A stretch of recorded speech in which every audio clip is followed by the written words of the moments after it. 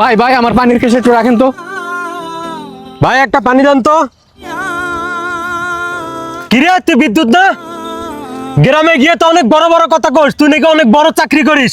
এই তো চাকরি, সামান্য পানি বিক্রি করে গ্রামে গিয়ে বড় বড় কথা কইস, বড় বড় লেকচার মারিস, তোর লজ্জা করে না? বন্ধু তুই আমারে ভুল বুঝতেছস। ওই বেটা তুই আমার কি বোঝাস? ছোটবেলার থেকে শাক দিয়ে মাছ ঢাকার অভ্যাসটা তোর ভালোই আছে, এটা কি আমি জানি না? আর ঢাকা শহরে যে তোর কত বড় বিজনেস, এটা তো আমি আমার নিজের চোখেই দেখলাম। হ্যাঁ আমি পানি বিক্রি করতেছি, পানি বিক্রি করা কি অপরাধ? হ্যাঁ আমি কর্ম করে খাইতেছি। একটা জিনিস মাথায় রাখবি বন্ধু, কোনো কর্মই কিন্তু ছোট না। এই বেটা চুপ থাক, আমি জানি যে কোনো কর্মই ছোট না, কিন্তু তুই গ্রামে গিয়ে যে বড় বড় লেকচার দেশ, এই তোর বিজনেস। ভাই আমার পানির কেসটা দেন তো। ভাই আমার পানির কেসটা রাখার জন্য আপনাকে অনেক ধন্যবাদ। ভাই ধন্যবাদের কিছু নাই, আপনার পানির কেস নিয়ে যান গা। বন্ধু আমি যা করতাম তোদের কাছে তাই বলছি, কারো উপরে দেখা ভিতরে খবর নিস না। আজ আমাকে পানি বিক্রি করতে দেখে হাসতেছে আর অপমান করছে, সময় একদিন ঠিকই বুঝিয়ে দিবে পরিশ্রমী মানুষ কখনো হার মানে না।